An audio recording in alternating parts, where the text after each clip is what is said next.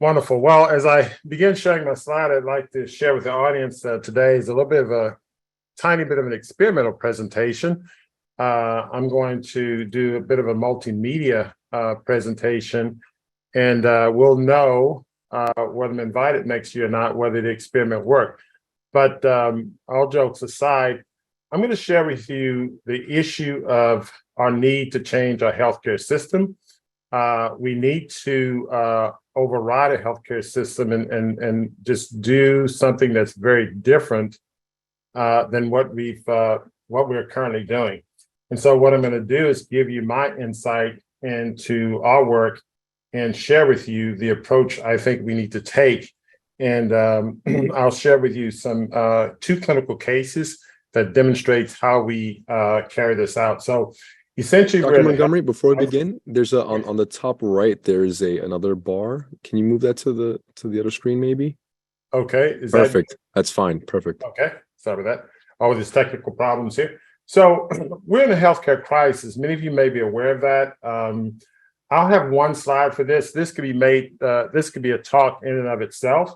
What I will say is that the data shows that our life expectancy decreased suddenly from the year 2019 to 2020, and then from 2020 to 2021. Of course, that drop in 2019 preceded the recent pandemic, so we can't just put it on the pandemic. Prior to this, from 1995 up, we had an increase in life expectancy. It began to plateau and maybe had a slight drop in 2014, but had a drastic drop in 2019. We're all aware of the increased prevalence of chronic illnesses, diabetes, hypertension, obesity, and it's affecting the young and old and alike. And so sickness has become the norm. So needless to say, a paradigm shift is needed. And my theory is that lifestyle intervention should be the first line treatment of choice for both prevention, control, and also reversal of chronic illnesses. And I want to emphasize the need to use lifestyle for the reversal of chronic illness, because most of us are in a situation in this society where we're not trying to prevent things. For the most part, we need to deal with disease reversal. And that's where we really need to use lifestyle intervention. Now, what I'll say is, what is this paradigm shift? So it's one thing to say lifestyle intervention. However, if someone is sick in the hospital, if they're on a ventilator, and intubated in the ICU, you can't just, take them off life support and say, just eat fruits and vegetables and exercise. So you have to integrate this aggressive lifestyle intervention with an existing allopathic medical treatment that we have. So we put together this integrative health approach. And so the foundation of this integrative health approach, it combines allopathic treatments, such as medication treatment, surgery, and the like, on an as-needed basis, but it doesn't strictly rely on those things. So this combination of allopathic approach with both natural and regenerative therapies is the core aspect of this integrative health approach. So first step is that we try to stabilize individuals who are acutely ill. That starts with evaluating their condition, weaning them from prescription medications as needed, and weaning them from procedures. Now, the reason why I emphasize weaning prescription medication and procedures is that we have to recognize the double-edged sword of these procedures. And many of you may be aware of the fact that the number one cause of illness and death in the United States is cardiovascular disease. Number two is cancer, but number three is medical treatment. So when we prescribe medications and we prescribe, procedures, yes, there's some potential benefit to these prescriptions. However, there's also a potential risk. And oftentimes when we're excessive in prescribing these things, the risk outweighs the benefit. Then we need to, next step is integrate natural lifestyle intervention. So oftentimes we get patients that stabilize on 2 or 3 blood pressure medications, and then the doctor says, okay, I'll see you in 3 months or 6 months. But we shouldn't stop there. Integrating lifestyle interventions to enhance natural healing is important things. These medications and surgeries do not heal the body heals itself. Then we have to utilize target micronutrient therapies as needed.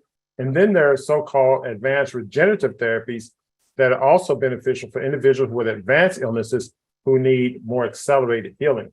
Examples include infrared sauna therapy, There's ultraviolet light therapy. There's ozone infusion therapy, external counterpulsation therapy, and there's also hyperbaric oxygen therapy. And of course, making a rapid move into natural therapies is mesenchymal stem cell therapy.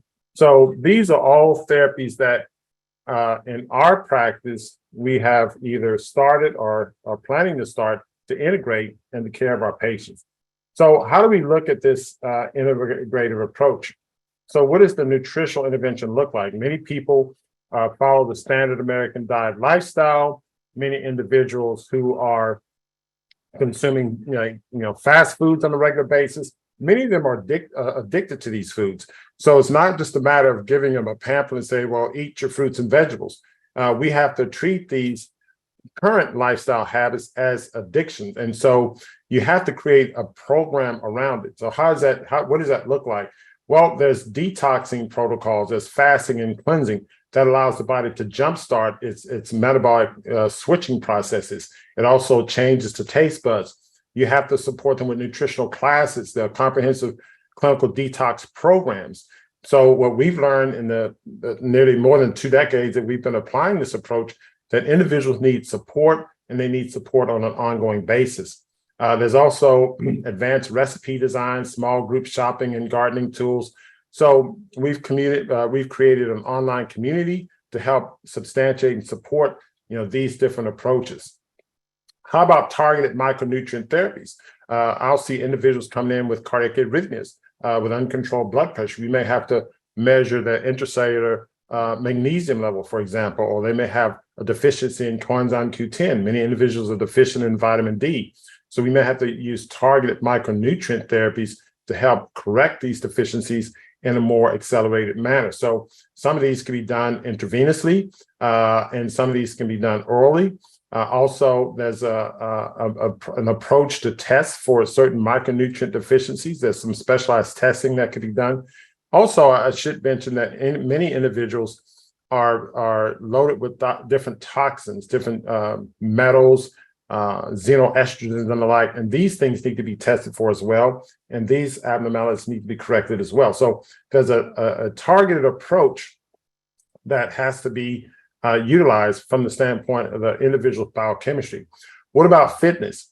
Well, oftentimes we'll tell patients that, well, just exercise more, walk, etc.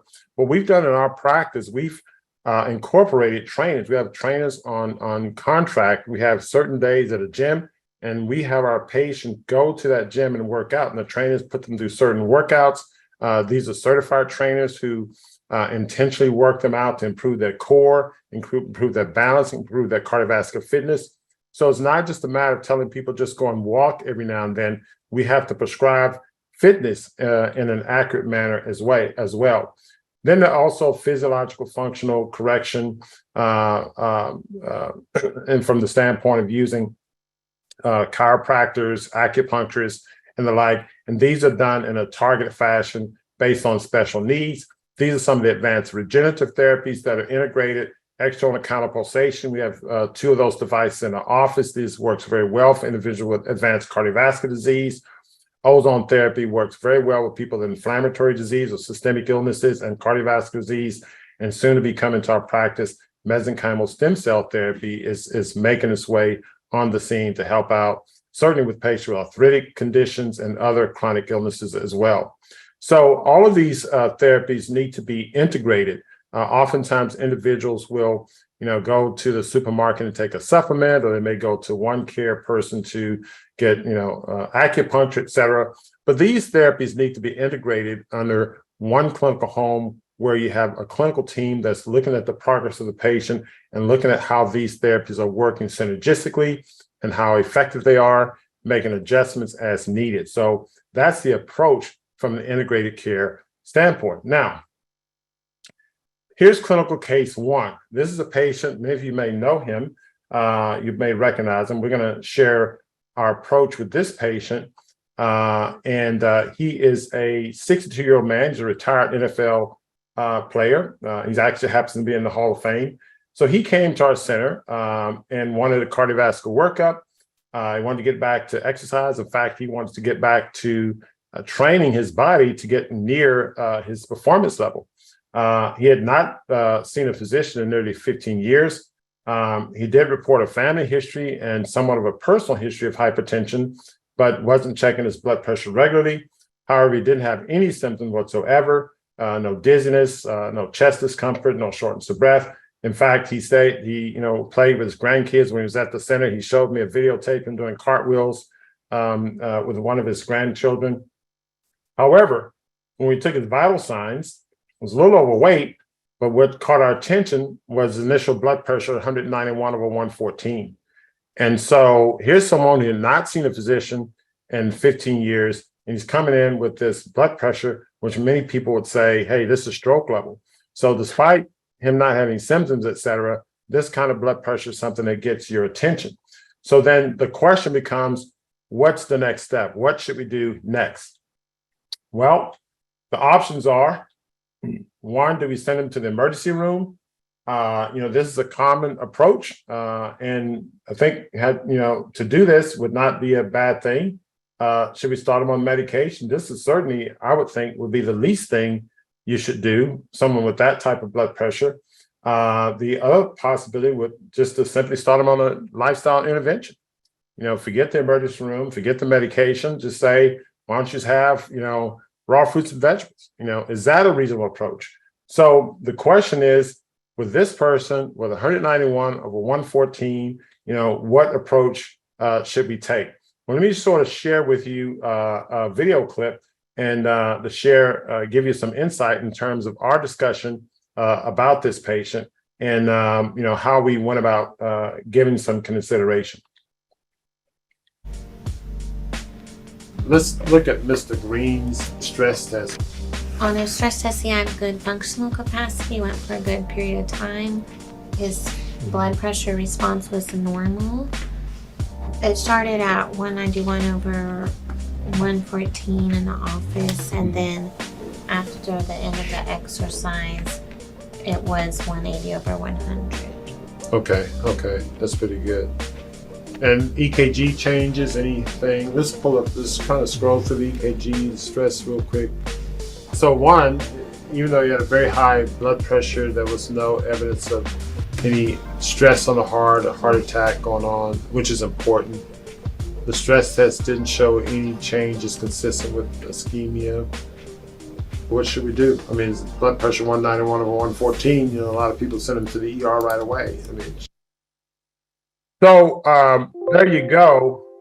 Blood pressure 191/114. And so what should be done? I don't know if we have a chat feature.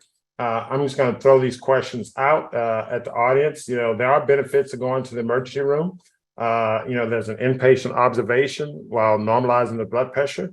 You can rapidly normalizing the blood pressure. That's a possibility. More rapid blood test results. So there are some benefits of going to the emergency room. There are probably others. The benefits of sending the patient to of not sending the patient to the emergency room. Well, you avoid the extra costs. You avoid extra emotional stress. Sometimes you go to the emergency room, you're there for about, an hour, 5 hours. There are iatrogenic medical events that can occur in the in the medication or emergency room rather. So the question is, what would you do? I don't know if there's a chat feature, but if there is, feel free to leave your comments there, and we can address these questions, in the question and answer session. Now, I'll tell you, regardless of what we did at that time, this patient did continue to see us over a period of really 30 days. And what we saw in the first 2 weeks, less than 2 weeks, is that his peak systolic blood pressure, which was initially 191, it went down to 126. Notice the suspicious gap in measurements there, so you can inquire about why that's the case. The average systolic blood pressure, we did recheck his blood pressure multiple times during the first office visit. The average systolic pressure is 167. It went down to 122 over time. And this is all within 11 days. And the peak diastolic went from 114 down to 86 in 11 days. And the average diastolic went down from 99 to 78 We also saw a significant reduction in the heart rate on average from 83 to 72. This is all in 11 days, and his weight went down considerably in 11 days as well. Now, at the end of about a month of his intervention with us, we had a total cholesterol was 207, went down to 183. The LDL cholesterol went down significantly, and he did have improvements in other clinical biomarkers. And granted, there's more room for work to be done here, but this is what we saw in the first 30 days. So his systolic blood pressure was reduced in 2 to 3 days, as you saw in the graphs. Diastolic blood pressure reduced in 2 to 3 days. Heart rate was reduced significantly in 2 to 3 days. And he lowered his cholesterol, glucose, and lipoprotein. So we did get significant weight reduction as well.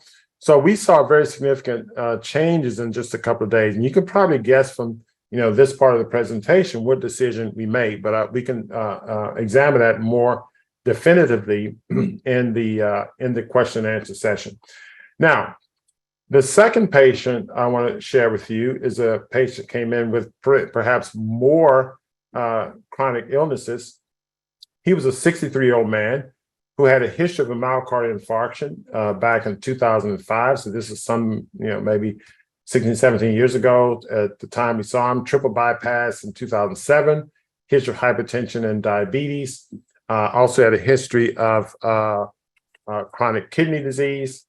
And also his BMI was 43.13. So the integrative health intervention that he underwent consisted of step one, we had to clinically stabilize his condition and wean his medication. So he was not acutely ill on presentation, even though he had that horrendous, history of heart attack and heart failure and kidney failure. He was not acutely short of breath and that's an important thing to consider. So it's always important to evaluate the patient's clinical condition upon presentation. So the next step was to evaluate, could we wean his medications safely?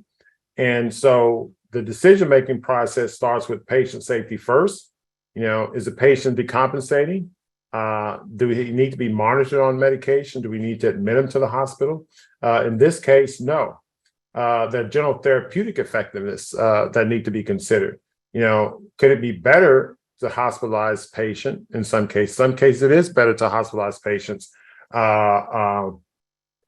In some cases, they can improve faster in the hospital under close observations. Also, you can get more diagnostic testing done faster in the hospital and done more quickly. However, there's also the medical liability issue that one must consider as well, because obviously when you're doing something a little bit off the beaten path or something a little bit unorthodox, you have to consider the potential risk of someone wanting to sue you, et cetera. That risk exists in any form of clinical medicine. So the approach was just look at his medication list. He was on about 2, 4, 6, 8 medications. And so we have to consider which ones should we wean first. Now, looking at this list, I'm going to share with you the approach we took in weaning his medication. We didn't, jump and wean all of them within the first day. The weaning process took place in the course of maybe a week or two. We started with the insulin pump. Now, this gentleman was on an insulin pump. His blood sugars were well controlled on insulin pump, and he did report having some episodes of hypoglycemia, and we were concerned about having more episodes of hypoglycemia once he got on a nutritionally rich diet. So we essentially had him put the pump on 0. We took the aspirin off. We felt that wasn't needed. That was the next thing to come off. The atorvastatin went next. We felt that was reducing his coenzyme Q10 levels. He did have congestive heart failure, and that may have been contributing to that. And we felt that we'd be able to control his lipids effectively on the nutritional regimen. The ranolazine wasn't helping. That drug only helps out with symptomatology. Clopidogrel wasn't necessary. He did not have a stent within the last year. The valsartan may have been contributing to his renal insufficiency, and we felt that we needed to add another agent. We can add something that was not an ACE or an ARB that we can discontinue. And the Ozempic went pretty quickly. Many of you may be aware that, this is one of the GLP-1 agonists, which is nowadays very popular for weight loss. And this person was morbidly obese. We had no problem stopping this medication. We felt that on the lifestyle intervention that we would place him on, if he followed it, then he would have no trouble losing weight. And the last one to go was the bisoprolol, which we weaned pretty carefully. But medication weaning is an approach that is one that we take very seriously, because it's a very important part of the health maintenance of the patient. So the next step was nutritional intervention. Step one, we removed all toxic and potentially toxic food from his diet. No dead animal flesh, as we refer to it as. We removed all dairy, removed eggs, all cooked foods, removed all pasteurized beverages and alcohol. We put him on a strictly raw plant-based diet. And he consumed alkaline water, cold pressed juices, plant smoothies, seasonal fruits with seeds, raw vegetables and fruit, gourmet raw foods that we prepared at our center. And we put him on a time restricted eating pattern. He ate between 11 a.m. and 4 p.m. He drank alkaline water prior to 11 p.m. and after 4 p.m. So he followed this regimen. Within about a couple of weeks, we started him on an exercise regimen, about 5 days a week. This was with our trainer. It was essentially, core exercise, strength exercise, and there was some high intensity interval training workouts that was combined with that. Beamer therapy was a therapy we used that helps with microcirculation. He also was started on infrared sauna therapy. It's also known to improve nitric oxide production. There's great data out of Japan showing its effectiveness with patients with congestive heart failure. It also improves fitness level. And then he did get ECP therapy, given his known history of coronary disease, which was effective in improving his circulation. So all of these therapies were integrated. And here's what we were able to find. In summary, medication stabilization, clinical assessment, medication weaning, nutritional detox. We removed the toxic foods, important, and started him on a raw plant-based diet. We started high intensity interval training, outdoor aerobic training, strength training, and all of these therapies were integrated in while we were seeing him in the clinic, and we were monitoring him clinically as well. So this was all integrated in his medical therapy, regenerative therapies, infrared sauna, ECP therapy, Beamer therapy, and the like. So what were the outcomes? His ejection fraction, that's the percentage of blood that the heart pumps out with each beat, started at 30%. Within about 4 months, it was up to 45%. The filling pressures on the right side of the heart, that's the amount of pressure that's inside the lungs. And if you have a heart that's weak or stiff, you have increased pressure inside the lungs. You want that to go down. It went down from 42 millimeters of mercury down to 28, which was in normal range. So he had decreased filling on the right side, which was a good thing, and an increased pumping function of his heart. His kidney function, creatinine, initially went up, probably due to some early dehydration, but it came down. So the creatinine that came down, that's a sign of improved what we call glomerular filtration. So that's improved kidney function. We can see the glomerular filtration rate. That's the rate in which the kidney is filtering the blood. Went from just 29% all the way up to 82%. 82% greater than 90 is the absolute normal. You want it at least greater than 60. So he was well above needing dialysis. At 29%, he was only 14 points, but 16 points to where he would need dialysis. Below 15 GFR, consistently, you're on dialysis. So he's pretty close to needing dialysis.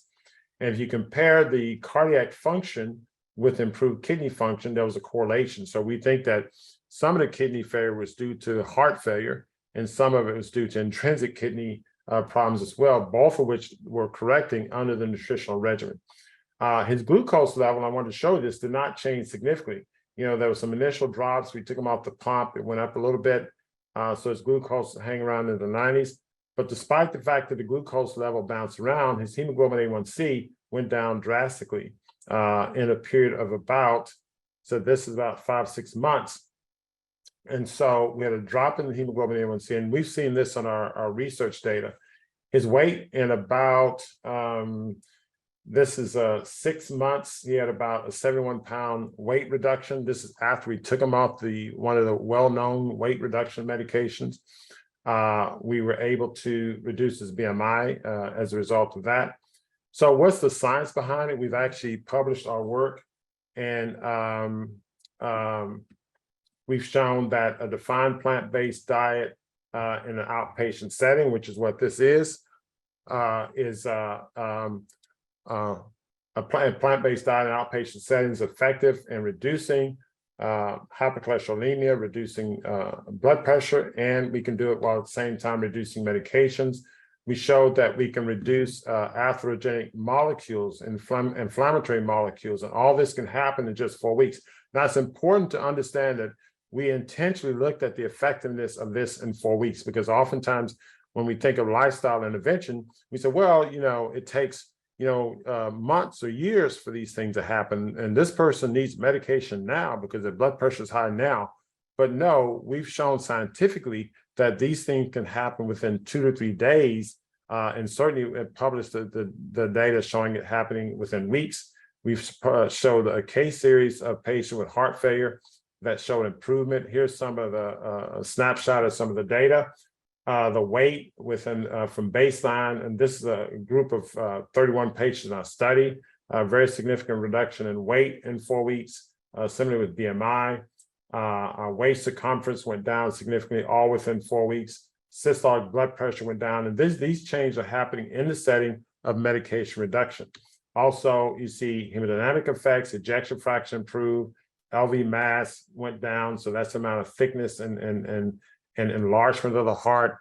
The overall stroke volume improved, cardiac output improved.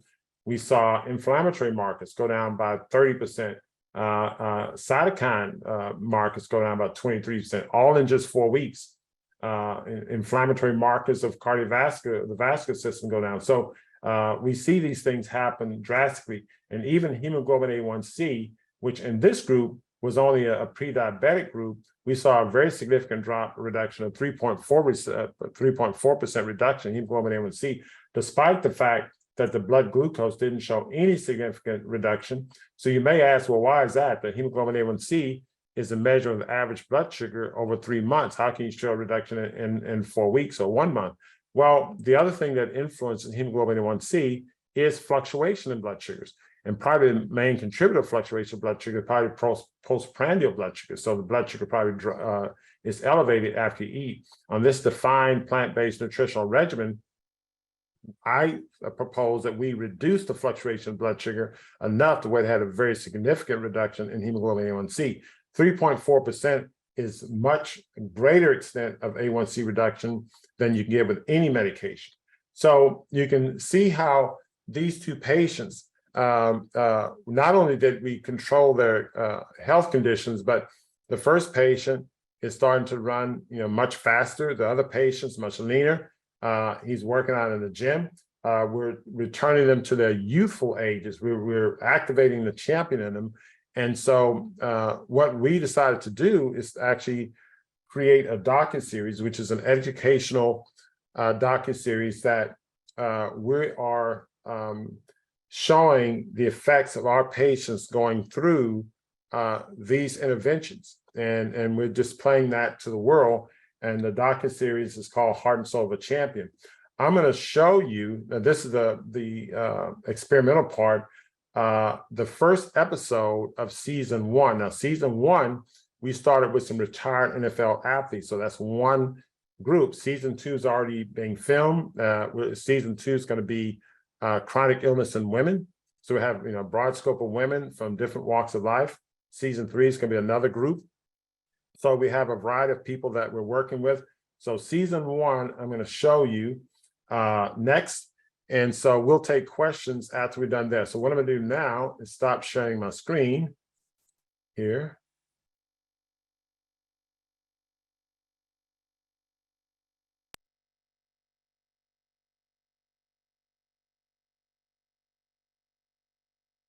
I can do it for you, Dr. Montgomery. Hold on. Okay. Yeah. hold on 1 second here. Okay. Okay, Now, there we go. now reshare your screen. Okay, hold on a second here.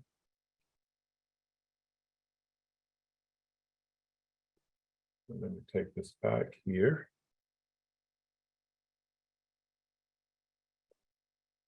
Okay, so here is episode 1 of Heart and Soul of a Champion. Over the 25 years of practicing cardiology and internal medicine, Dr. McGum, pause for 1 second. Can you hide meeting controls on the top? Sure. I'm sorry? On the top right, go to the 3 dots on the right, and then click. Yes. I thought it would hold over from the last time. Okay, there we go. All right, let me start it from the beginning here. Oops. Am I still sharing? Yep, it's perfect. Over the 25 years of practicing cardiology and internal medicine, I've treated patients with many advanced diseases. Following these patients, despite the advancement of technology that we've had, the patients continue to get sicker and sicker. In my busy practice, my health started to decline. I started noticing that my cholesterol went up, my blood pressure was up, and I did not want to take the same therapies I was prescribing other patients.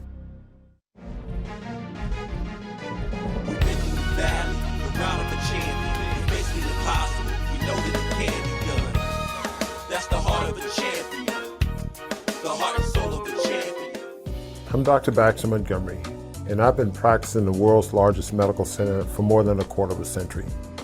Our center is quite unique. The Montgomery Heart and Wellness Center is located here in Houston, Texas. We have state-of-the-art diagnostic and therapeutic tools. I have a background in biochemistry. I have medical specialties in internal medicine, cardiovascular disease, and cardiac electrophysiology. So I started doing my own research. I got into nutrition. I ran across a local individual who was an expert in doing nutritional detox. And I went through a natural detox in cleansing my system over a period of 33 days. In that period of time, I felt amazing. I felt like I was 18 years old at the age of 35. This caused a light bulb to go off. If this can cause me to improve, this could have an impact on my patients.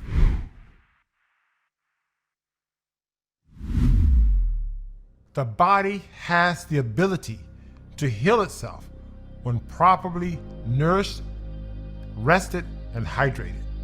We know this is effective in getting people back on their feet. However, I have a hypothesis that this intervention is even more powerful than that. This intervention, I think, can get people back to peak levels of performance. So we brought together a group of athletes who had performed at peak levels at some time in their lives. And we're going to work with these athletes, despite the fact that they're coming in with chronic ailments such as high blood pressure, heart failure, arthritis, and many other chronic illnesses.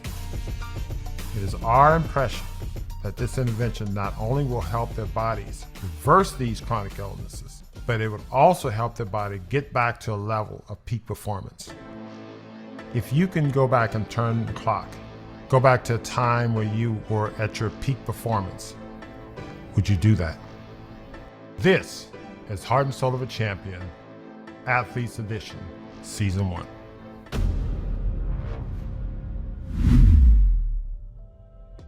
I've been working with Wendell Mosley for several months, and I thought, based on the previous findings, he would be a perfect candidate for this program. He had gone through our detox program successfully. However, there were a few setbacks that he had that affected him emotionally. So I didn't really start playing football until like the 6th grade. By the time I was in the 11th, 12th grade, now I was getting a lot better and, into a starting position on the high school football teams. A cousin of mine that gave me a call one day and said, man, are any schools still recruiting you? He said, well, I got a place that wants to look at you. I said, wow, let's do it. So he said, yeah, so I got a coach up at University of North Texas. And so I walked when I actually started and led the team.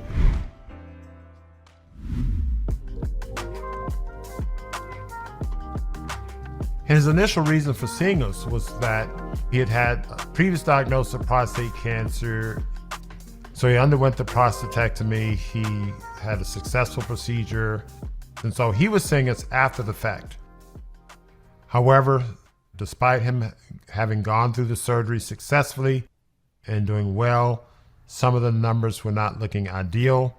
And his urologists were telling him that, hey, maybe we're going to have to put you on hormones or some other type of medical therapy. And when he asked him again about lifestyle changes, he was given no answer. And he was feeling demoralized. Oftentimes patients are just focused on, well, my numbers are going up. And he was just focused, well, the numbers are going up, so I'm going to get the other test. What does the next test show? What does the next test show? I wanted to get him out of this mindset. I wanted to get him out of this frame of work. I wanted to get him back on the football field, on the gridiron, to take him back to a time where he had other goals. I want him to put him in a space of going after goals beyond improving laboratory tests. This was going to put him in a different mental space, and this was going to help him heal his mindset about his disease state.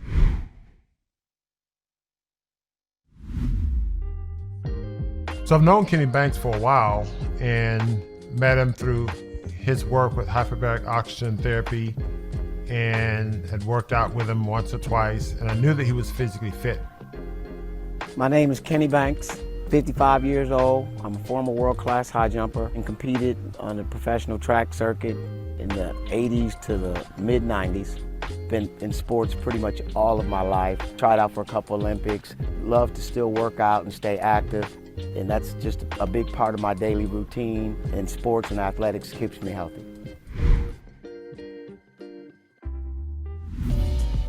When I started this project, my idea was to have him come in and push the rest of the group because I knew he was physically fit. However, here we are on day one. His blood pressure looks great, but after doing a stress test, my PA notifies me that he has a significantly abnormal stress test. And when I reviewed the stress test, had very significant EKG changes, consistent with coronary disease. My concern is that someone like him, being seen by a typical cardiologist, would be scheduled for coronary angiogram and a possible stent placement. The question is Kenny Banks at risk for heart attack or even sudden cardiac death? Our initial evaluation of Darryl Green when he came in, he seemed to be in pretty good shape. He didn't have any significant symptoms. He didn't have any symptoms of chest discomfort or shortness of breath. He had pretty good energy level. So I felt that he would be someone that we'd be able to start off with and start getting, to that higher level. I am a former professional football player, 20 years in the NFL, with the team formerly known as the Washington Redskins, presently known as the Commanders. Our problems with Darryl Green is that he presents to us with, number one, reporting that he has not seen a doctor in 15 to 20 years. And the problem with that is that he essentially has no baseline data for us to evaluate. The other problem that he presents to us with is that he's lived the standard American lifestyle from a dietary standpoint. Now, he does exercise from time to time, but he hasn't exercised in about 2 years based on his report, at least not on a regular basis. I'd like to live long. I like to live long because I like to have an extended impact on the world. Super Bowls, Hall of Fame, all that stuff is great because that's a tool in my hand.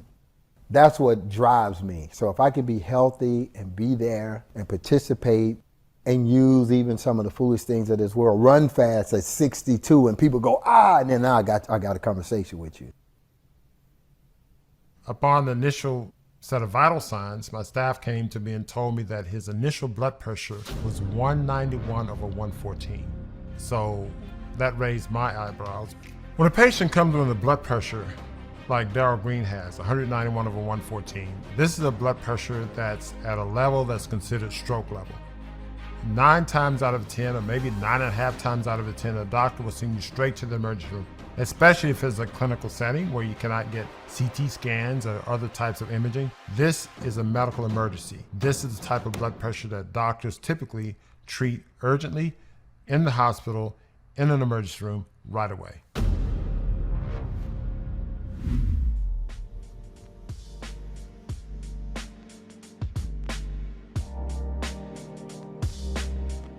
The other thing we found is that Darrell Green has blood vessel disease. Now, we refer to this as endothelial dysfunction. Essentially what that means that he has blood vessel disease, which could mean he's predisposed to a heart attack or stroke or some other type of vascular problem. When I started this project, I had the goal, the vision, to take retired athletes and take them to a level of physical performance that was either near or at their previous peak levels of performance. The tricky part about Darrell Green is that my scientific mind is struggling with my human football fan mind. My scientific mind, my medical mind, is saying this individual is at risk for heart attack, stroke, sudden cardiac death. My sports fan mind is saying this person's physically fit. This person can run a 4.340. This person is superhuman. And I'm struggling within with this individual. And I know that nearly half of the individuals with cardiovascular disease present with sudden cardiac death as their first symptom. And now we have to make a decision. Should that be send them to the emergency room or not?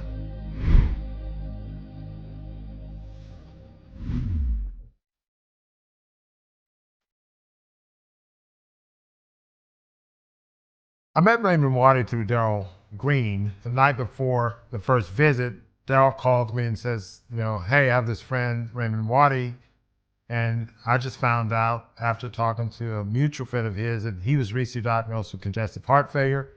So last night we talked, and I talked to Raymond. His wife is on the phone through speakerphone, and I just shared with him that I think what we do can help.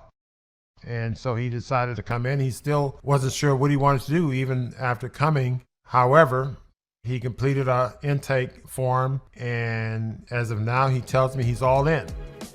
Most of the people that know me call me Ray. If you really know me, they call me Stack, because that means I grew up with you. And probably more known as Coach Waddy.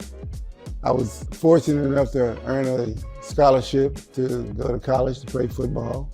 I was an undrafted free agent, signed with the Washington Redskins, and ended up being fortunate enough to make the team and spent a little over 3 years with them.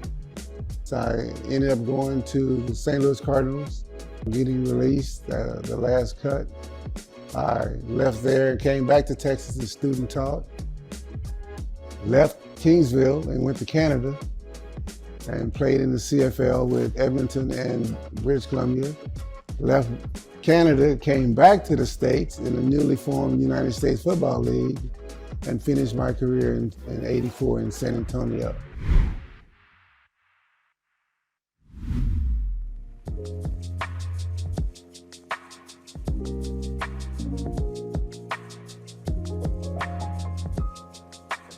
So Mr. Raymond Waddy comes in, and I look at him. He has a very, very distinctive limp. He's obese. He is wearing an external defibrillator. So he's not the perfect picture of health. My concern with managing a patient with heart failure is that we have two major problems with heart failure. One major problem is that heart failure patients can become very ill and die from overall poor circulation. We call that pump failure. Overall poor circulation leads to kidney failure, liver failure, GI failure, and brain dysfunction. And individuals in this condition are very, very sick and very, very hard to manage. The other situation with heart failure is that heart failure patients are at risk for sudden cardiac arrest. 1 minute they're up talking to you, the other minute they collapse in death. So sudden cardiac death or slow pump failure. These are two very difficult things that we deal with patients with heart failure. Raymond Waddy's heart failure is so bad that he has to walk around with a device about the size of a transistor radio to monitor his heart in the event that he suffers a cardiac arrest. In 2019, I was diagnosed with cancer after having a complete hysterectomy. Talking about a good husband, he was there with me from start to finish. We cried together, we prayed together, but we got through it. It was very hard. Some of the things that I went through, some men couldn't stand it. He stood it, and he stood with me. I tell you, that's God. That's a godly man and a loving husband. And we've had other challenges. I lost my bonus son. He was my godson, but I call him my bonus son. In January of 2021, he was hit by a car. That was devastating to me, and he was only 29 years old. April of 2021, I lost my dad. In January of 2022, I lost my only grandson that was 17. I'm still having a hard time from both of those, and he's been right there by my side. So, it's been a lot for me. I lost my brother in March to brain cancer. Leading up to before I was diagnosed, I had been feeling very tired, very fatigued, and I started having shortness of breath. And so my wife said, well, you need to get an appointment. So I got an appointment with my PCP. He did a EKG, and they found an arrhythmia, abnormal heart rhythm. So he sent me to the cardiologist. The cardiologist called me in and told me that I had congestive heart failure. That was a lot to unpack. When we got that news, we were both just like dumbfounded. It was just a lot of unknown uncertainties. What did that mean, congestive heart failure? Am I going to have a heart attack? Is my heart going to stop working? Which basically is a combination of all those things that could happen.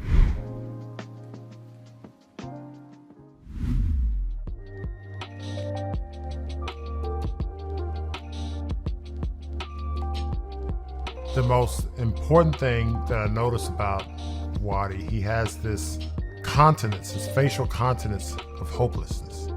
That is the most worrisome symptom that he has, in my opinion. That symptom is the most difficult symptom to deal with any patient. When a patient has lost hope, then that patient is a patient who's very difficult to treat.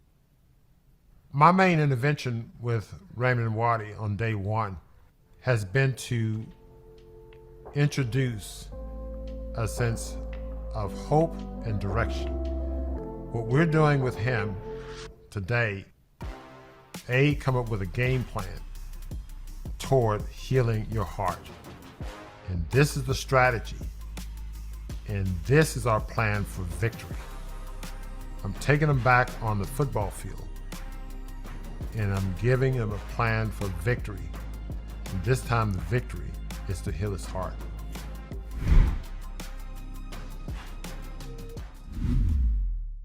Well, during his treatment on the ECP bed, I walked up to him and I said, well, what was your best time in the 40-yard dash? And he told me it's 4.49 seconds. And I said, oh, great.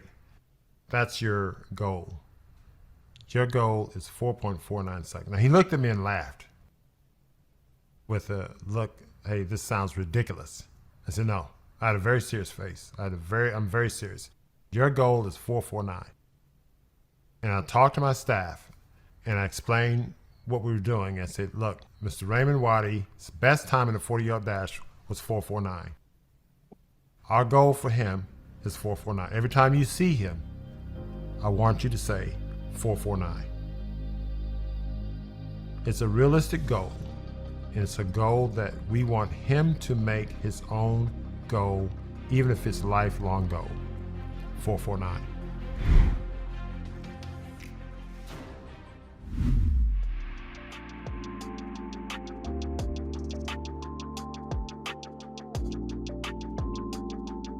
One thing we've dealt with in our approach to treating patients with chronic illnesses is a paradigm shift in our thinking in terms of how people should age compared to how we currently age.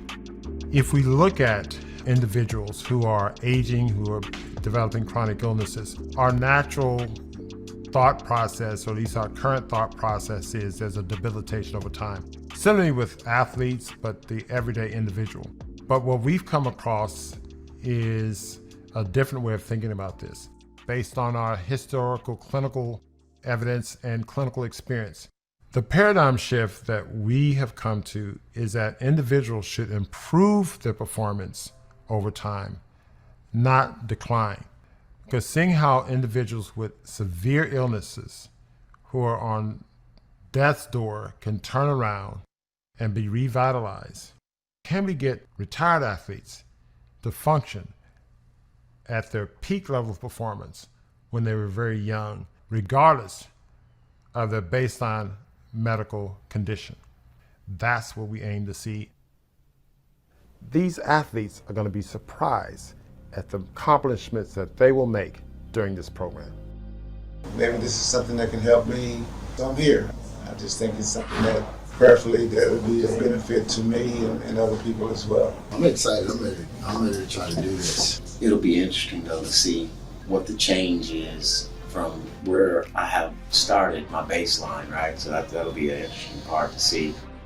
Essentially, the illnesses that Mr. Banks, Green, Mosley, and Waddy are dealing with kill more people every year in the United States than all the deaths that we've lost from American soldiers in United States history.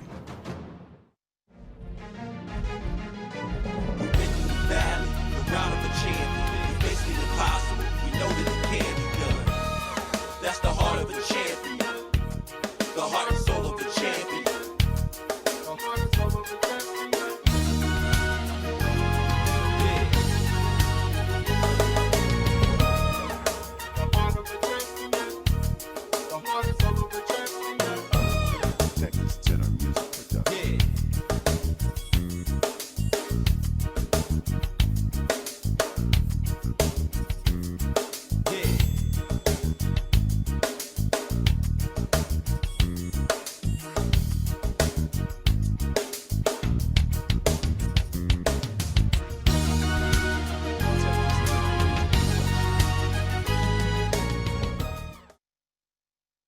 Okay, I'll probably need you to, can you hear me okay? Yeah, yes, we can hear you. We can hear you fine. Okay, so typically I do maybe 2 showings, but I wanted to show that one episode, and what I'll share with the audience before we get into Q&A is the fact that this docuseries is designed for multiple purposes. One is an educational piece, obviously is an entertainment piece, but the motivation behind this, and not only this season, but future season and ongoing seasons, is to show everyone the inside stories behind, taking care of these patients. For many years, I've come to these conferences and presented our approach to putting people on a plant-based diet and help them reverse their cholesterol and improve their overall health. However, there are many stories behind this, and there's a human factor. And what we hope to show in this first season and continue to show the many different stories behind this, because we all have to put, a face behind, these lives. We talk about statistics of heart disease and the like. But they're real stories, they're real human beings behind this. And chronic illness, and we'll address, all of these aspects. Chronic illness do not just affect the person, who is suffering that disease or diagnosis, but it's affecting the people all around them. And hopefully the docuseries will come and continue to bring the multiple dimensions around these stories that we're dealing with. And so with that, I'll close my comments, and we have quite a bit of time for Q&A. I did this on purpose because I wanted to allow time for a discussion. So I'll let a moderator take over and moderate that. Thank you so much, Dr. Montgomery, for one, your initial talk, and also that looks like a great show. Where can someone find that series? There's a link, I think I emailed to you, that is also on my final slide, is heartandsoulofachampion.com. I can put that in the chat if you like. That'd be great. Thank you. Okay. Yeah, I got to watch the rest of that. So we got to see what happens. Yeah, there's a lot that comes on, other characters that come into play. It's just, over the years, for a long time, I wanted to, bring a camera into the exam room so many times to just capture these many stories that we had. And so we've just gotten to the point where we're able to do that. And this is an ongoing developing process. And I played through all of the credits just to give the audience a perspective of the a number of people that is behind, not only behind our regular operations, but behind putting this production together. Great. So before we begin our Q&A, I just want to go over a couple of things for the audience sake. We don't take questions directly from chat. We ask that everyone raise their hand in Zoom. In order to do that, you're going to click on the reactions button, which is found at the bottom of the Zoom window, second from the right, and then you'll just click on the raise hand function in the menu that pops up. When I call you, I will unmute you and then ask you to state where you're from and your question. And then we just ask that all your questions are brief and on topic. So I actually have got some questions for you to get started. So what did you learn in your years as a cardiologist when you did a more conventional practice?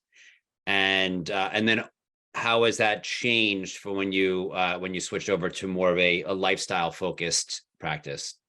The years I practiced conventionally, and I practiced as an internal medicine doctor, a cardiologist, and a cardiac electrophysiologist. And so I saw patients at pretty much every level of illness, from those who just trying to come in and prevent illness, to those who are on death's door. I took emergency room call for weeks at a time, months at a time. And so manage patients at every level. One thing I learned in private practice that over time, despite the improvement in our technology, the procedures, devices, the so-called improvement on medications, the patients continue to get sicker and sicker.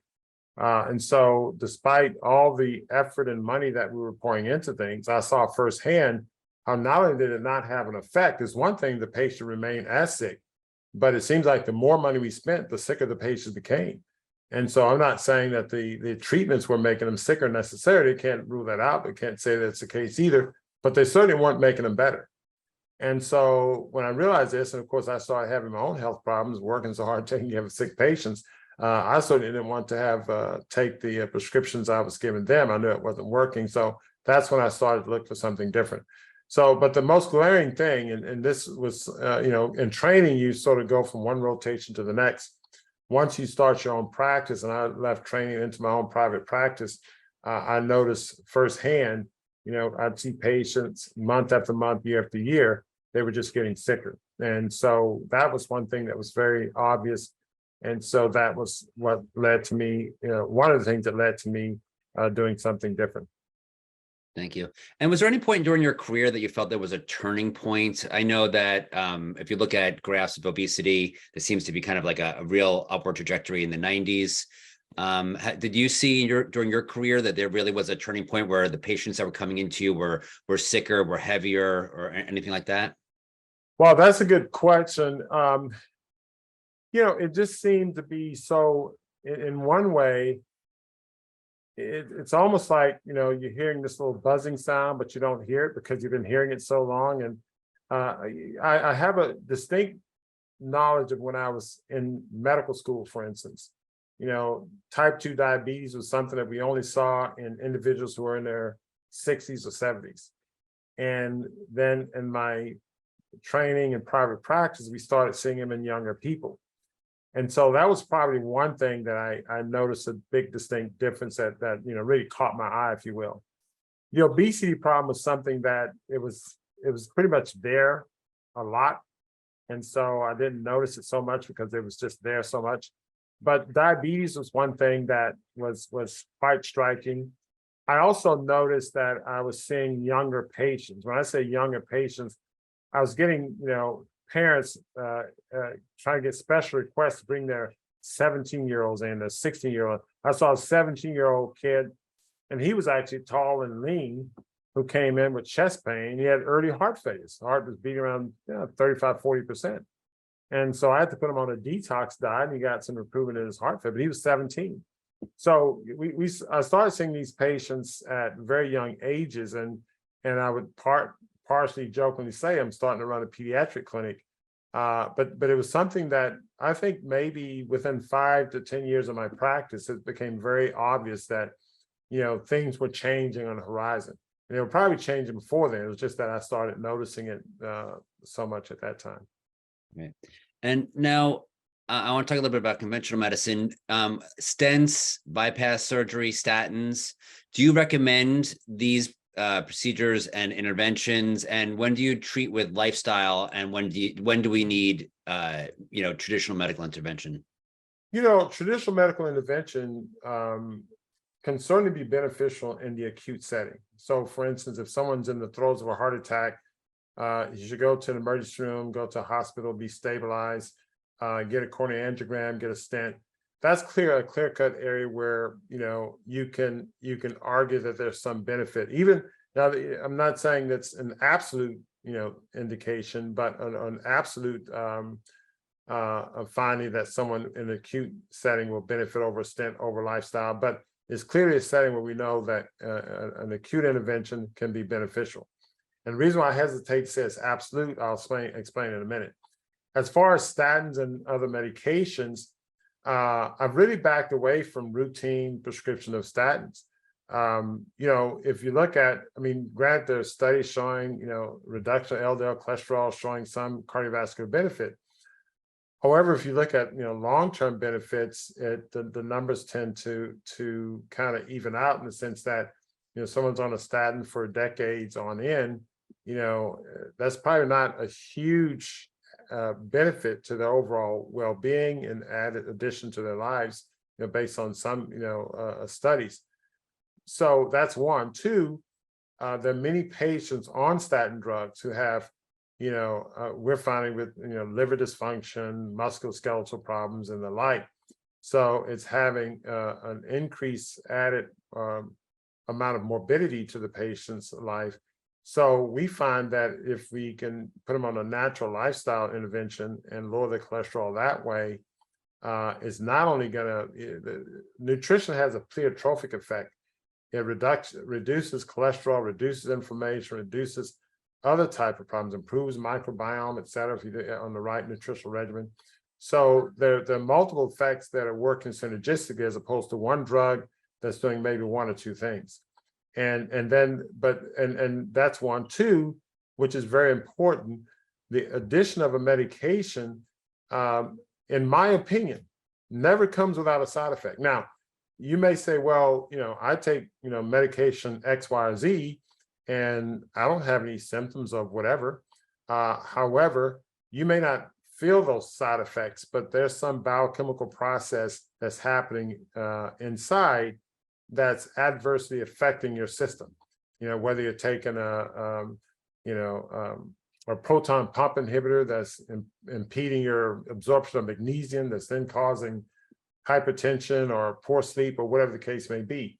So, all these drugs have biochemical effects that have underlying adverse effects that we're not detecting. In fact, the person who's most fortunate, the person who take a drug and they turn purple after the first dose, then they stop it right away, because that way, they don't have to suffer the underlying problems that medication will cover as well. Thank you.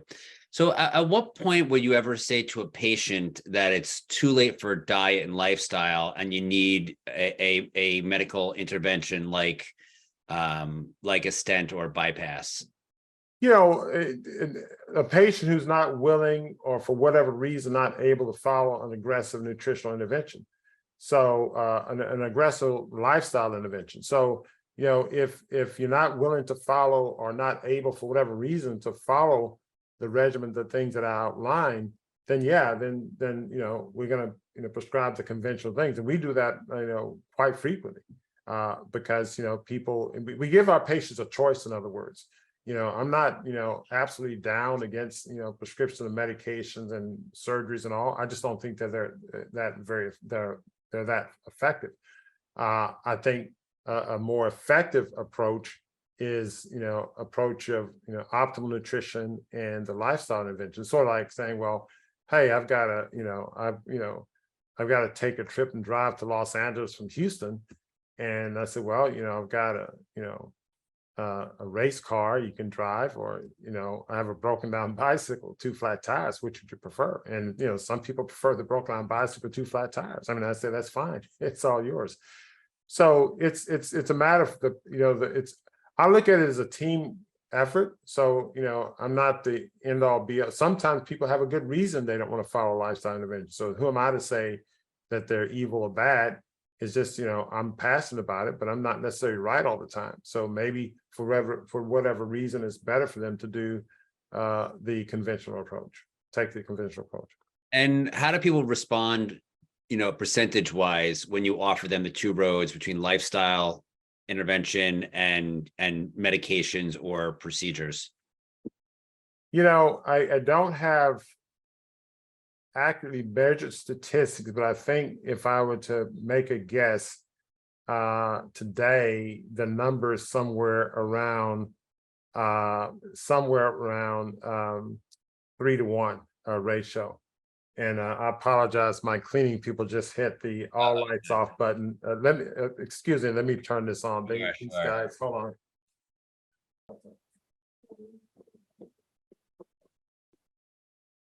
I'm sorry about that. No worries. But anyway, you can edit that part out. So, but we have a skewed population because people, hear about what we do and the like, and so they come for that purpose. There's some who hear about what we do and they run far away. So, so it's a skewed population. I would guess 3-to-1 is the ratio. Thank you. And with going back to the cholesterol lowering drugs, are there, instead of doing them, are there herbs that you would recommend instead of those cholesterol lowering drugs? There are some supplements you can use. So berberine, for instance, is a natural PCSK9 inhibitor, which lowers LDL cholesterol. You have these LDL lowering injections, which work, but berberine we use quite a bit. But just talking about herbs, if you do things to clean the liver out. So my thinking of elevated cholesterol isn't simply a matter of eating fatty foods. I think of elevated cholesterol as an underlying sign of hepatic dysfunction or liver dysfunction. And so it's more of a metabolic problem than it is just, okay, I'm eating too much cholesterol. I mean, yeah, I'm eating too much cholesterol probably contributes to that. But, oftentimes it's really an underlying metabolic problem. So it's not just the fact that you're removing the bad foods, but you're cleaning up the person's metabolic process. Could the microbiome contribute to that? Could other things contribute to that? So I think it's probably more complex than what we make it. And so just to try to hit it with just one drug, in my opinion, is not enough. I always try to give my patients a chance off the drug, and we'll use something like berberine as an addition to help it out. But I think anything that helps, cleanse the liver and improve liver function, I think will improve overall metabolic function, then will also allow cholesterol levels to be normal. And sometimes an individual may have high cholesterol for whatever need. The body is compensating in many different ways. Cholesterol is a molecule that the body does use for vitamin D production or the like. So who's to say someone's cholesterol, LDL cholesterol or total cholesterol's at 190, it may be 190 for a reason. So, I mean, there's a metabolic process that's ongoing that we don't fully understand. So I don't want to just treat numbers, but rather look at the whole patient and treat the entire patient. T. Colin Campbell, when he was speaking, had mentioned that people who were not breastfed tended to have a higher cholesterol, and there's research that explain, kind of that shows that when they're breastfeeding, they have higher cholesterol as a little infant, but then their cholesterol tends to go down. And when they're not breastfeeding as an infant, their cholesterol stays low, but then goes up later on in life, and it stays higher. Have you seen anything like that or any research like that? I'm not aware of that data, but again, it just, sharing that information underscores, at least two things. One, how our nutritional background has an impact on our nutritional presence. And then the other possibility could be that, breastfeeding may have some effect on the microbiome development, which could have effect on our metabolism. So there are a lot of metabolic, processes that take place in our adult lives that are impacted by how we were fed as a child. I mean, the diversity of foods we ate as an infant, the amount of junk food we ate, et cetera, the amount of dairy we ate, how did that affect our gut microbiome that's, progressing now? So there are a lot of questions that can be raised, and many questions that are unanswered. And to simply just say, okay, let's treat this number with a pill, I think it's very short-sighted. And given that there's a history to the microbiome, is it something that can be recovered? If you weren't breastfed, for example, and you didn't, proliferate all the proper, bacteria that was passed on from your mother, can you recover from that, or just through a plant-based diet, or is that something that stays with you? That's a great question. So, the understanding of the microbiome is one that's very infant, in the sense that we are learning so much about the microbiome. And I don't profess myself to be an expert on the microbiome. I think the previous speaker may have spoken on that to a certain extent. But I have interviewed some experts on microbiome in my show, and even they say that there are a lot of mysteries behind that. And certainly the whole issue of how well can one change the microbiome. And then, the question of what's a normal microbiome. We probably know certain microbes that are important, that are healthy, but what's the normal microbiome in person A versus B? And is normal microbiome for one person normal for another person? And so how is that affected by your genetic makeup? So, we could probably sit here and come up with many questions about the microbiome itself. But to the question you raised, can it be recovered? My inclination would be that the body tends to be able to heal itself in one form or fashion. So can it recover the ideal microbiome? Maybe, maybe not.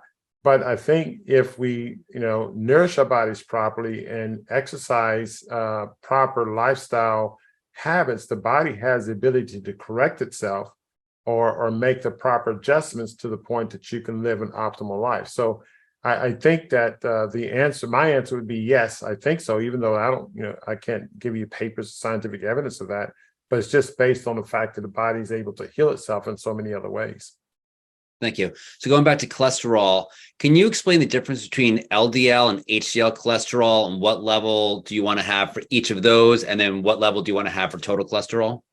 Yeah, so the LDL cholesterol, basically one's referred to as bad cholesterol and the good cholesterol. The LDL cholesterol has been associated with progression of atherosclerosis. The HDL cholesterol works to remove LDL cholesterol from the blood. You can think of it as like the police of cholesterol, if you will, or the cholesterol, cleanup crew of people like to have a HDL cholesterol at least above 40. The LDL cholesterol, you want at least below 100.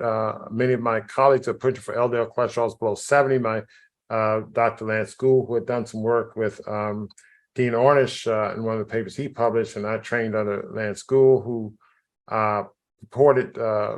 he proposed having an LDL cholesterol below 70 early on. Actually, before that was very popular, and now people are pushing for LDL cholesterol below 80. Well, below 50. My take on it is following. I think you should optimize the body's biochemistry to where the cholesterol is optimized. So when the LDL cholesterol naturally goes to 70 or 60 or 50, then that becomes ideal. If you're artificially lowering cholesterol to those levels, then that could be a problem, because, if someone's blood pressure is 140/85, we know that may not be ideal in the absolute sense. However, that patient may be auto-regulated to that blood pressure. Maybe it's 160 or 170 over 95. They may be auto-regulated at that pressure. So in that circumstance, that pressure may be ideal for them. So we would want that blood pressure to naturally be lowered ideally, as opposed to being artificially lowered. Sometimes we artificially lower blood pressure with diuretics and other types of medication, which bring on other problems. So it's really the naturally lowering of these numbers, or naturally correction of these numbers, I should say, which is really what we should go after. And so to artificially correct these numbers can bring on other problems. So, what measurements do you consider to be the most accurate gauge of health? Blood weight, blood sugar, weight, cholesterol, blood pressure, and if you can kind of give a general number for the ones that you think are important. Oh gosh, now that's a tough question. So, which of those parameters are the most important to measure or monitor? Yeah, or if there's something else that I didn't mention, by all means, offer it. You know, I would say perhaps the hemodynamic parameters, and again, this is I would say the hemodynamic parameters up front would be the ones that I would look at. Now, I'm biased because I'm a cardiologist. And the reason I say that's the following. So let's say someone's blood pressure is, I don't know, maybe let's not make it too bad, 150 over 90, and the heart rate is 97. And let's say that's the average heart rate they get between 97 and 100 beats per minute, and blood pressure 145. That person, I would say, is hemodynamically compromised. And if you're hemodynamically compromised, when I say that, they're probably dehydrated, they're probably not circulating their blood adequately, and the like. And so that's the vital sign I would look at. And that person could be in shock. They could be in early cardiogenic shock or the like. So if I see someone coming in with that blood pressure, I would want to do that. I want to hydrate them, or do something else to improve their hemodynamics. If their heart rate's 120, they could be, they could have an infection or, be anemic. So the hemodynamic numbers are what catch my attention. Now, partly because I'm a cardiologist and I think of those numbers all the time, but I think those are numbers that may show someone who's more in acute distress, even if it's sort of a mild, early form of acute distress. So I look at those things first and foremost. The biological biomarkers, the biochemistry, is something that tends to change over time. Blood sugar being an exception, meaning that it can go up or down very quickly in an acute distress situation. So that number is something that we check urgently. But I would say the blood pressure and heart rate, the hemodynamic numbers, would be the one that I would look at more acutely. I'll say that. Right. I'm going to have Debbie ask a question. Where are you from, Debbie? And what's your question?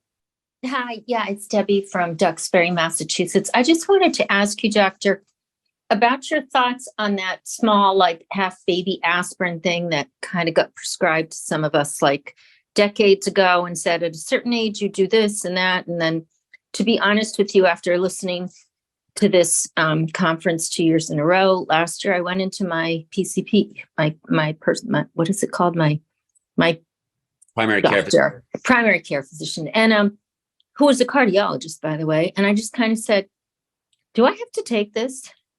And he goes, no, I guess not. It looks like studies are this. I don't know, who's so loud, And I just said, okay, well, I'm not taking it anymore.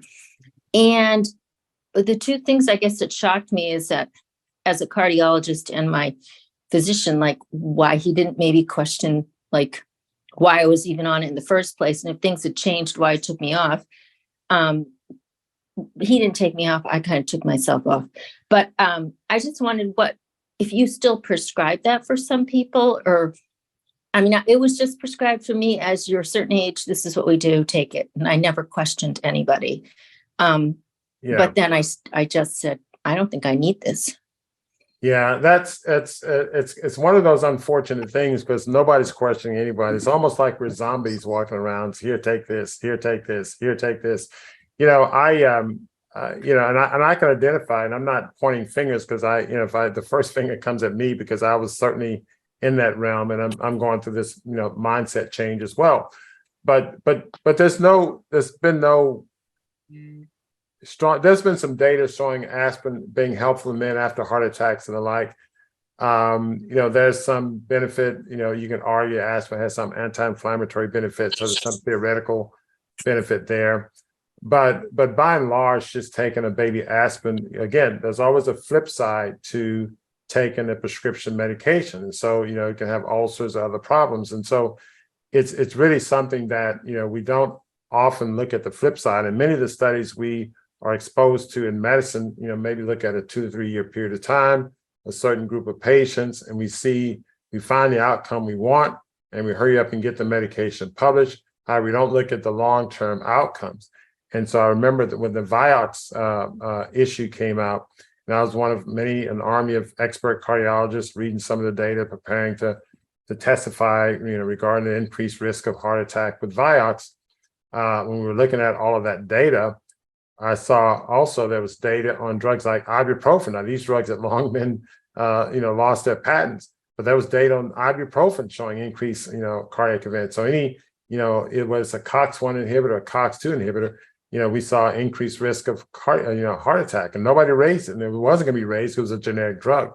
But the point I'm making is simply this: when we come up with these studies, we don't look at the long-term adverse effects of these medications in a broader group of people. We take one study in one population, then we extrapolate it to the world and say, everybody take this. And then it becomes part of the dogma, and the doctors are just saying, okay, here, take this, here, take this, here, take this.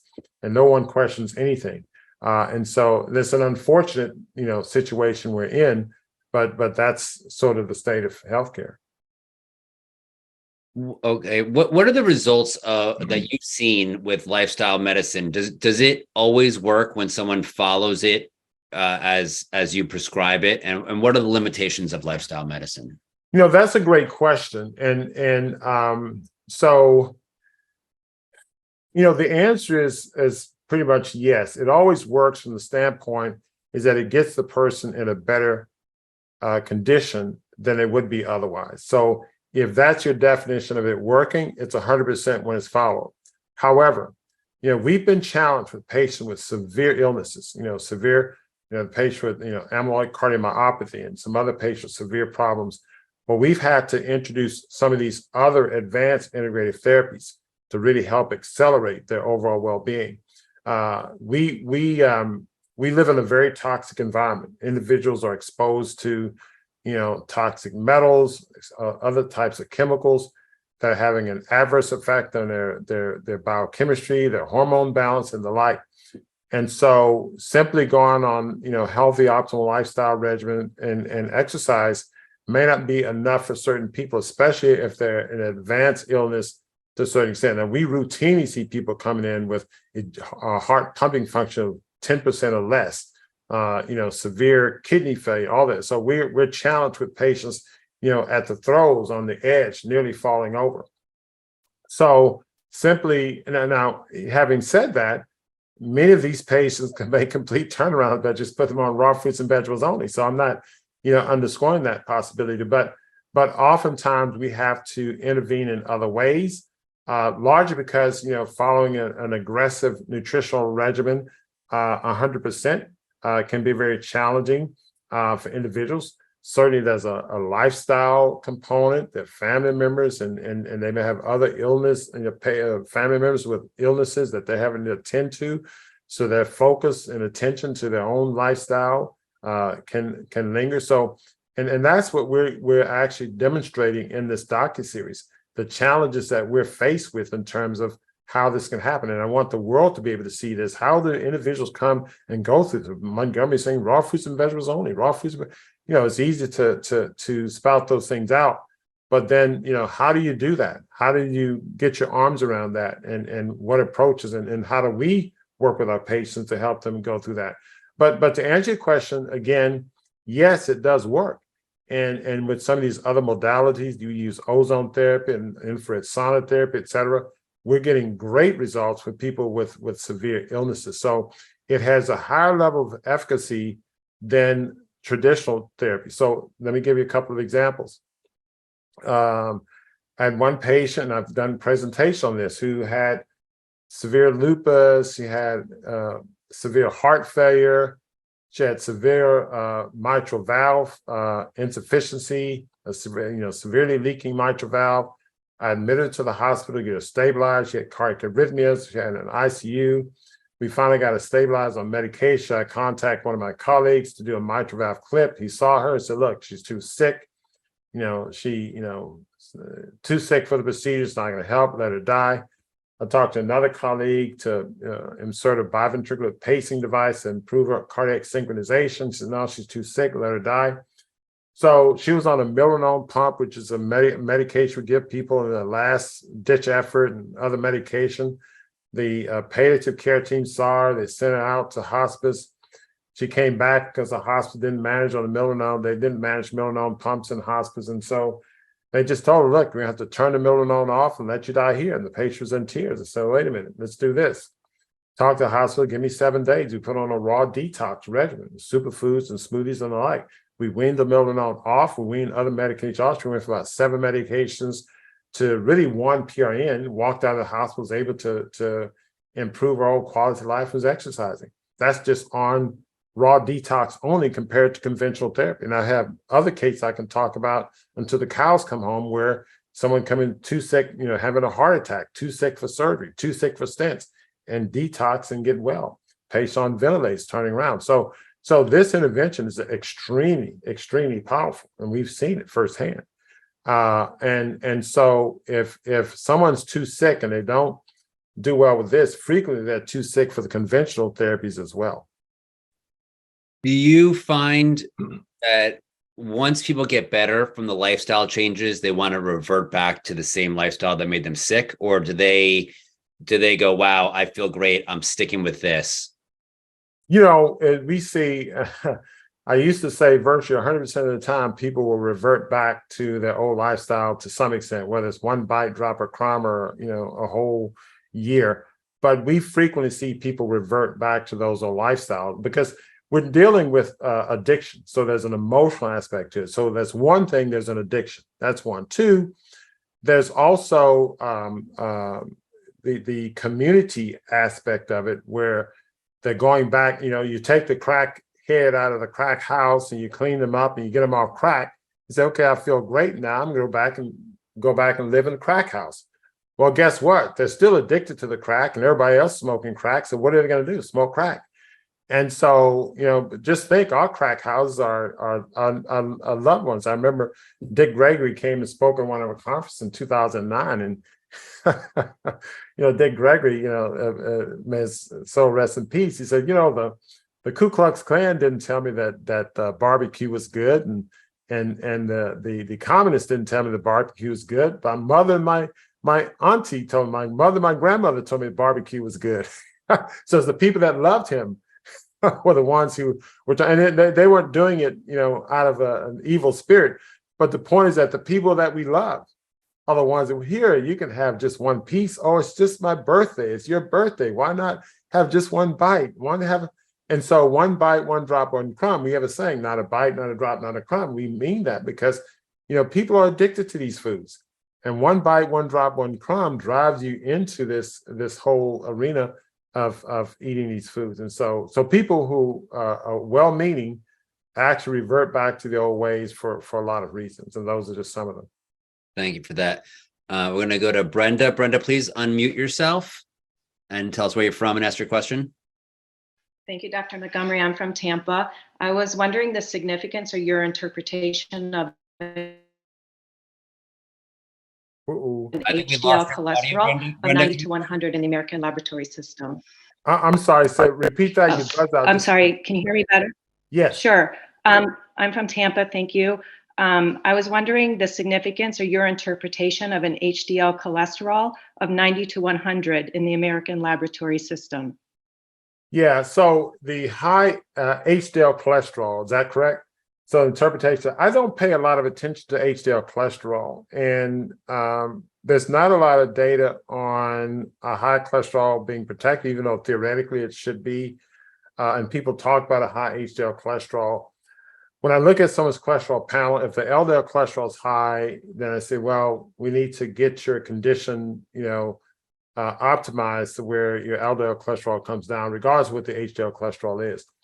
One way I think about the HDL cholesterol, you may have a high HDL cholesterol because your metabolic process is so bad that you need a lot of HDL cholesterol to then remove the LDL cholesterol. That's one way of interpreting. That's probably an oversimplification. That's just one approach, one thought approach. The other analogy, or the analogy I'll use to sort of explain that would be, if you went into a neighborhood and you had, a large number of policemen, around, and they're hanging on every other street corner, would you interpret that as a safe neighborhood? And I would say not necessarily. You may have a lot of policemen in that neighborhood because they need to be there because there's a lot of crime and it's still a dangerous neighborhood.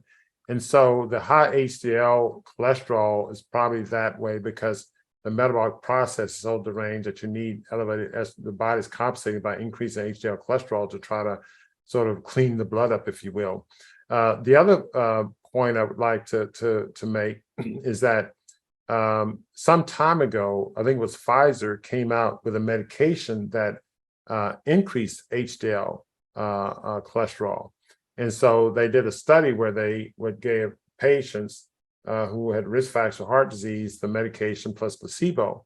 So, and the question was, could we, have a positive impact on morbidity and mortality by increasing HDL cholesterol pharmacologically? And what the study showed is that the people who were taking the molecule, taking the drug that increased HDL cholesterol, there was a greater amount of death in that group than in placebo. And they had to stop the trial early. And no one since has tried to come out with a medication to increase HDL cholesterol. And so I say that to say that I don't think we have a lot of information that supports an elevated HDL cholesterol as being protective. We certainly have one study that shows that if you try to falsely elevate HDL cholesterol, you're not going to have a positive outcome. You're going to have a negative outcome. Now, of course, the adverse effects of that molecule probably had more to do with it than just the fact you were elevating HDL cholesterol. But I'll say that we don't have a lot of data on elevated HDL cholesterol. I don't pay a lot of attention to it. A lot probably has to do with the HDL particle sizes and things like that, which, there's not a lot of definitive data on that either. But I don't pay attention to an elevated HDL cholesterol too much, other than to say that it's just part of a metabolic imbalance. Thank you. And just real briefly, did that patient that came to you with 10%, that 10% left of her heart function, and that was basically told that was too sick for hospice, is she still alive? No, she did well for about 4 months, but then reverted back to her eating habits and eventually died. And again, that's a real life story. So we got her to where she was exercising, doing very well. And that's why we've designed our practice the way we have. We have community online support groups. We have, we have a restaurant and grocery store inside of our facility. We're building, a grounds where a retreat, people can go on the retreat. So we're building a facility where we can really help people maintain the lifestyle by having an optimal lifestyle home that they come to and rejuvenate their mindset with other people who are like-minded, who are eating this way or sticking with it, because when they go home, they don't have that support. Thank you. And what are your thoughts on bariatric surgery for weight loss? Is that weight loss permanent? Is it appropriate for some people? Does it do more harm than good? The bariatric weight loss, so I don't deal a lot in that data. I know that there's some short-term benefits to that. Garth Davis here in Houston is not well known to the plant-based community as a bariatric surgeon and is aware of the benefits. I do know that he encourages his patients to change their lifestyle. So I would imagine there's some benefit to bariatric surgery for certain people. Again, we have to be very targeted with these therapies. Just like I'm an electrophysiologist, there are some people who might benefit from a defibrillator implant, but I'm not going to just leave it there. And so I think the real harm with bariatric surgery isn't so much the surgery itself. Maybe if someone goes on bariatric surgery, they get some immediate benefit and drastic weight loss. The problem is that they're not necessarily put on the right lifestyle intervention after that. And many of them are encouraged to eat the wrong foods after getting bariatric surgery. What we see, and again, it's a skewed population because they won't come to us unless they have a problem. People who fail, they gain the weight back, or many people have to have correction surgery or the like. So surgery is not always the best choice. So whenever you go and invade the body, that's not always the best choice. Now, sometimes it's necessary for whatever reason, but you want to do everything you can to avoid it. The patient that I showed you in the case 2 example had a BMI of 43. Now, he was a candidate for bariatric surgery, but he lost 73 pounds in just 6 months, and he's lost more since then. So, I mean, I don't know, was bariatric surgery beneficial to him? I say in one sense, maybe it was, but not really. There's a therapy that's far greater than bariatric surgery if he only complies with it. So people who are sick or morbidly obese or whatever, they're not morbidly obese because they have a deficiency in bariatric surgery. They're morbidly obese because they have, deficiencies in other things, and that's related to their lifestyle and their mindset. And we really have to address it at the problem. And so that's really the correct. And if we don't do that, it doesn't matter how many bariatric surgeries you do, the problem still exists. And that's the case with the medications. That's the case with bypass and stent. Many people don't know that if you look at the 5-year data for coronary bypass surgery, you're treating people with just chest pain. You crack their chest, you bypass their arteries. Over 5 years, there's no added benefit of bypass surgery than just treating with medication alone. And so doctors still tell patients, well, you need to have the surgery tomorrow, you're going to die. There's no evidence. And not only that, the evidence we have is against that statement, but we still push for these procedures. Actually, that was my exact next question was about bypass surgery. So even in acute situations, you don't find that bypass surgery gets you at least past that acute situation, and then maybe the 5-year outcome may not be that great. But if someone came in and really had like something acute going on, bypass surgery wouldn't be effective. So that's a great question. So I've been in a lot of situations, acute situations, patients acutely decompensated, middle of the night, catheter, they're decompensating. There are situations where patients will benefit from bypass surgery. I'll give you one situation. A patient I treated back in the year 2000. He's still a patient of mine now. He came in, a heart attack, massive heart attack, cath in the middle of the night, multivessel coronary disease. And while I was in the cath labs, his hemodynamics changed. I think then, looking back, he ruptured his papillary muscle. I was doing different angles of the camera, and I saw the hemodynamic profile change. Aborted the procedure, called the surgeons. He went into bypassed the surgeon. We did a TEE, a transesophageal echo. We saw that one of his papillary muscles had ruptured, and he had a flail mitral valve. They had to go back in and do an emergent mitral valve replacement. He had a very, very high mortality rate at that time, and he survived. He was in the hospital for a long time, had a stroke, et cetera. And we worked hard and managed him, got him through that. He eventually needed a defibrillator, et cetera, et cetera. We're now working with him on a plant-based diet. So this is 23 years later. So long and short, in that situation, surgery was indicated. He had multivessel disease, a ruptured papillary muscle. He was acutely decompensated, et cetera. Now, there are other situations of people who are acutely ill too. They are having a heart attack, they're acutely ill, and the surgeon will come in and says, I'm not going to operate right now. Patient's too acutely ill. Stabilize them first, then I'll operate. So it's not always that you're going and operating in an acute situation when somebody's unstable. I've had a patient where, he came in, he was having chest pain, and of course he left the hospital AMA, came back in 24 hours, heart was beating less than 30%. He had multivessel disease. The intervention said, it's not indicated for intervention. The surgeon said, let's wait, cool him off.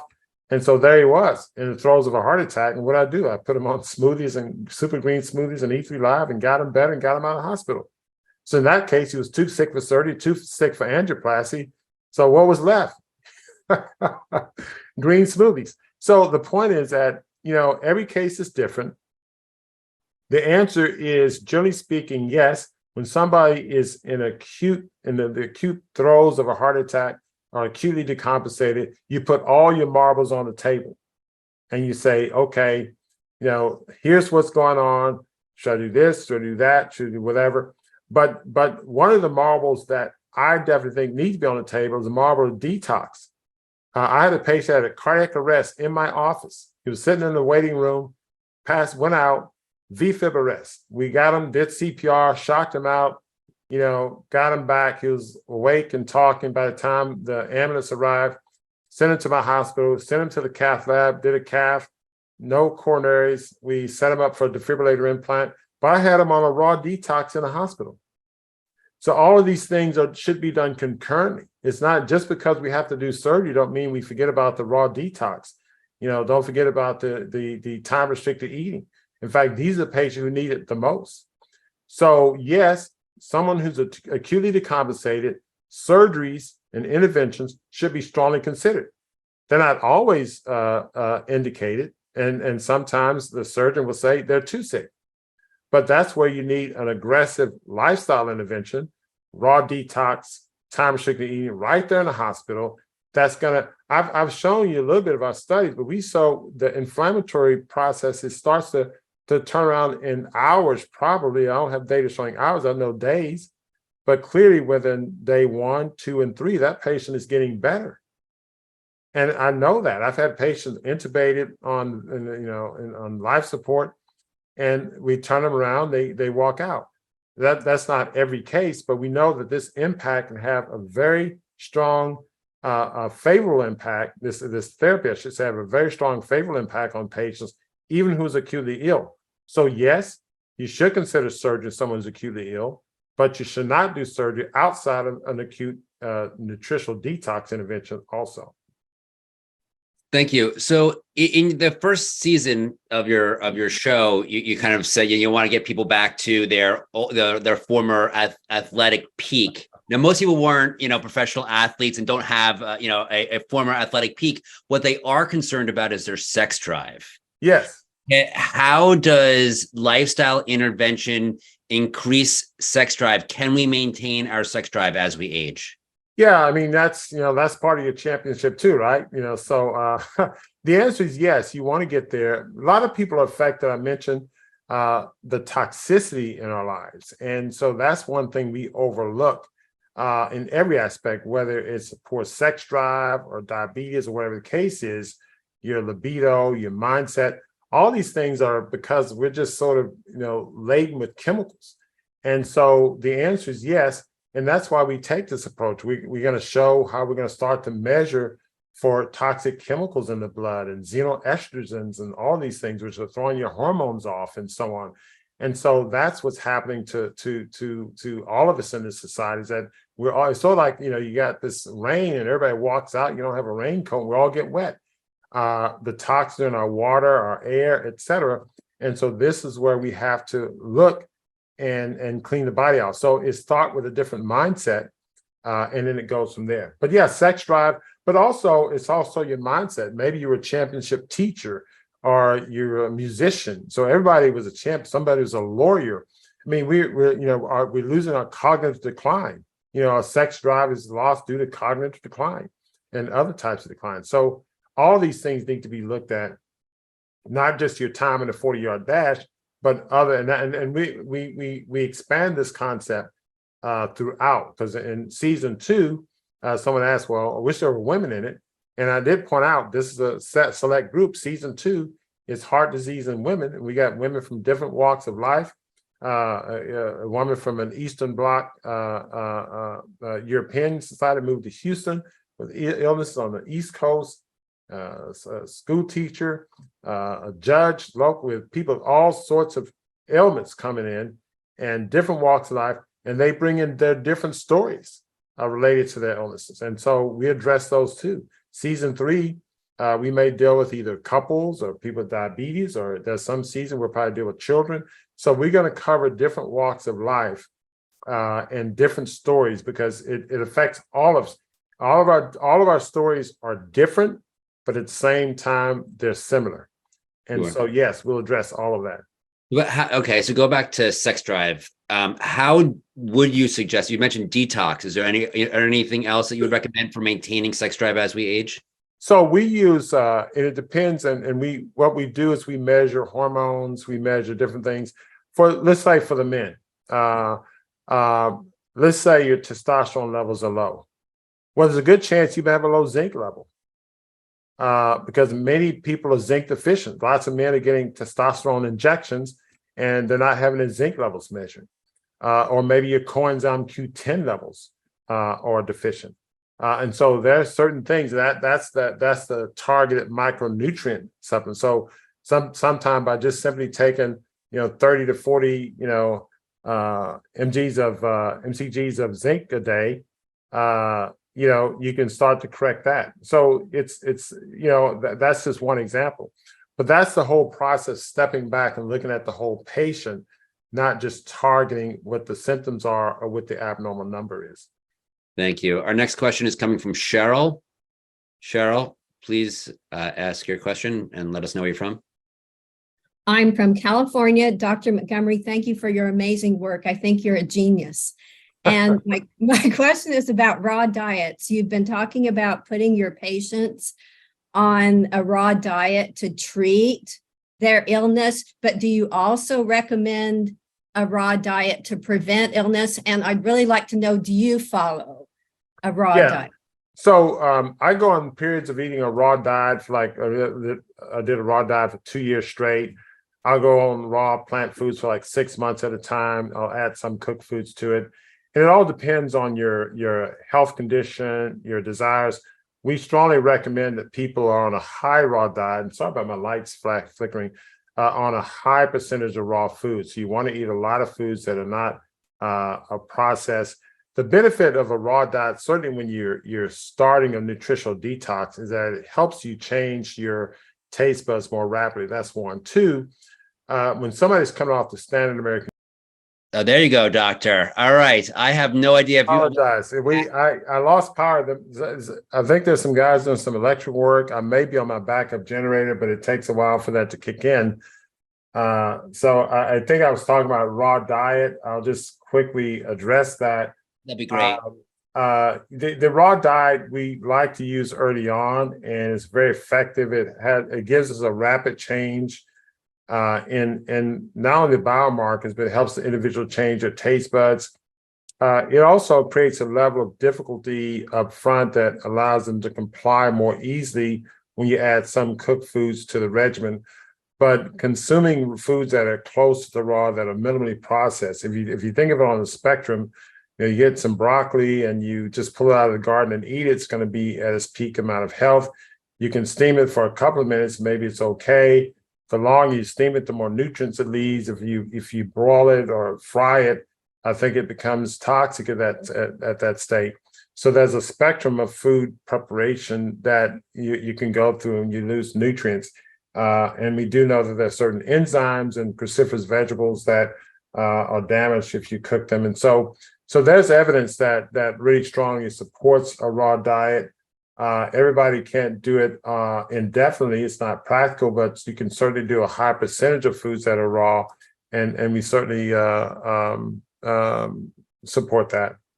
Great. Doctor, thank you so much for all the information that they shared. It was so informative. I personally will be checking out your series, Heart and Soul of a Champion, which is available at heartandsoulofachampion.com. Yes, soon to be on Amazon. We're working on that, but we decided to release it. We just released it March 18th. We released it on a private platform, and it takes a while to get it on some of the more public platforms. So it'll be on Amazon probably in another month, but don't wait for that. Go to heartandsoulofachampion.com. It's in the chat. If you can share it in the emails, that'd be great. I'll also email it to Steve if he wants to share it with the group as well. Great. Thank you again so much. If we can unmute the audience. Broadcast. Thank you so much. Thank you so much. It was awesome. Thank you. Awesome. So much.